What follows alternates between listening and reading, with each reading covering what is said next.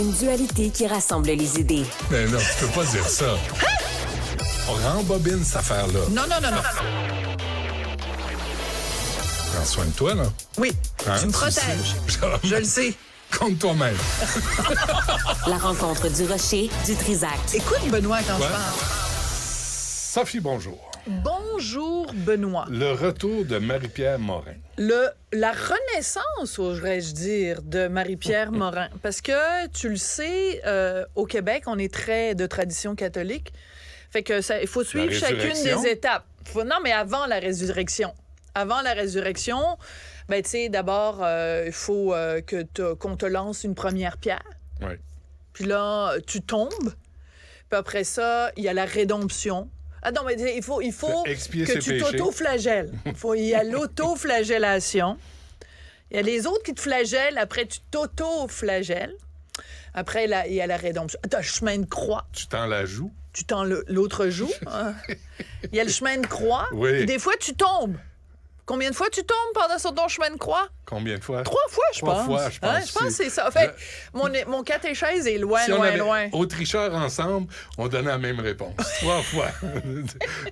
Moi, je voudrais pas jouer au tricheur avec toi parce que tu dois être bon jouer au tricheur. Pas tant, non. Bon, en tout cas, Pas bref. tant. Donc, je pense que le petit Jésus, il est tombé 3 fois sur le chemin de croix.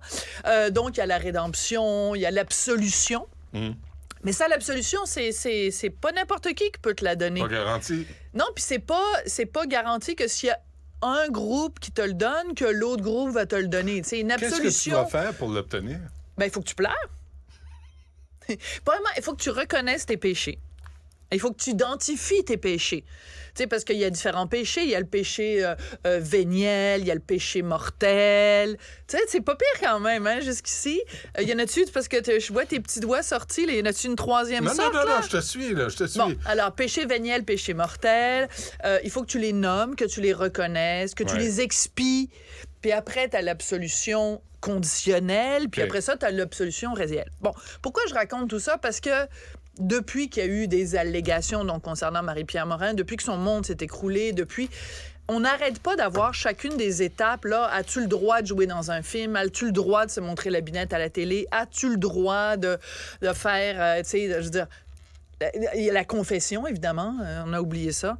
Et là, il y a un texte qui est paru dans le journal qui nous dit que c'est son retour à la télé parce qu'elle participe à 2 émissions. Donc, il y a une excellente émission à Radio-Canada qui s'intitule « L'autre midi à la table d'à côté ».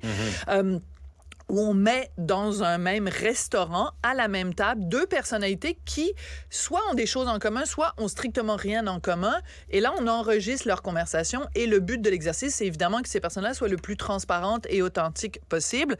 Et il y a un documentaire aussi de Julie Bélanger qui s'intitule « Imparfaite » et sur des gens qui ont eu différentes faiblesses, dépression, toutes sortes de choses, des gens vulnérables. Et donc, ça s'appelle « Imparfaite », puis ça va être présenté au mois de mai plus tard ce mois-ci. Moi, j'ai vu l'autre midi à la table d'à côté, une rencontre entre France Castel et Marie-Pierre Morin. Donc, c'est très facile de savoir ce que ces 2 femmes-là ont en commun. France Castel s'est jamais cachée de ses années rock'n'roll, mais pas rock'n'roll nécessairement dans le sens sympathique du terme. C'est surconsommation de cocaïne, Violence thérapie, conjugale. violence aussi. conjugale et Ouais. tout ça. Et donc, cette rencontre-là, Benoît, je te le dis, les gens vont pouvoir le voir à partir du 7 mai à Radio-Canada. C'est absolument bouleversant.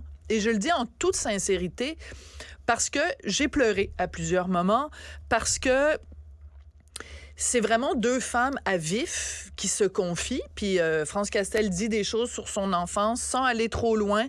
Et Marie-Pierre Morin dit à quel point ça a été dur, évidemment, pour elle, à quel point tout le travail qu'elle a fait et tout ça. Et à un moment donné, France Castel lui dit tu peux quand même pas être puni pour le restant de tes jours pour ce que tu as fait. Et Marie-Pierre Morin répond c'est les gens qui vont décider. Et France Castel lui dit la chose la plus importante au monde. Elle dit non, c'est pas les gens qui vont décider, c'est toi. Le jour où toi, tu vas te pardonner, là, tu vas pouvoir aller de l'avant. En gros, je paraphrase. Et là, t'as Marie-Pierre qui part à pleurer et tu sens que c'est... Je le sais que c'est une comédienne, je sais que c'est ceci puis cela, puis tu peux dire toutes sortes d'affaires sur les gens qui pleurent à la télé. mais je pense que c'est sincère. Et, tu sais, dans la vie, on a eu, toi et moi, avec différentes personnes, tu sais, il y a des moments, des conversations dans ta vie où tu dis... OK, cette personne-là a vu quelque chose en moi puis me dit des mots qui vont m'aider pour le restant de mes jours. Et je te sens émue quand je te dis ça. Et je pense que pour Marie-Pierre Morin, cette rencontre-là avec France Castel, parce qu'elles ont ça en commun, puis à un moment donné, Marie-Pierre le dit, elle dit, il y a juste quelqu'un qui a une dépendance, qui peut comprendre quelqu'un qui a une autre dépendance, et je le crois.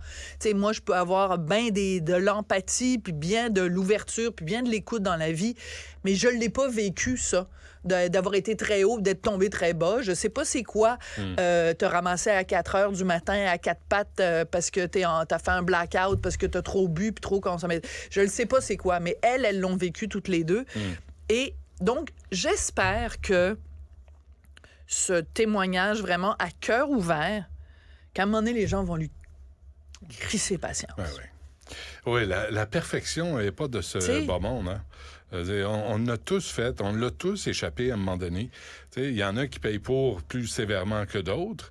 Il y en a qui se font jamais rattraper. Oui. Il y en a que ça rattrape et tu te remets en question puis tu dis, OK, je vais me réaligner. Oui. Puis tu comprends les erreurs que tu as faites. Chris, la perfection, là... n'est pas de ce monde. Mais je suis désolé. Et... Fait qu'à un moment donné, à moins d'avoir tué, avoir commis... Là, je parle avec Nicole ces temps-ci de père et de père incestueux. Je dis, tabarnak, d'où ils sortent ces gens-là? Fait que ça, c'est une classe à part. Ouais. Mais Marie-Pierre Morin, là, elle a tué personne, là. Ouais. Tu sais, même, on s'est chicané, elle puis moi, là. Tu sais, à un moment donné, elle avait dit un truc, là. Je veux même pas revenir là-dessus. Mais, tu sais, on s'était mais moi, je peux pas admettre qu'on s'acharne sur un cas plus que sur un autre. Voilà. Je veux savoir, c'est qui le juge là-dedans?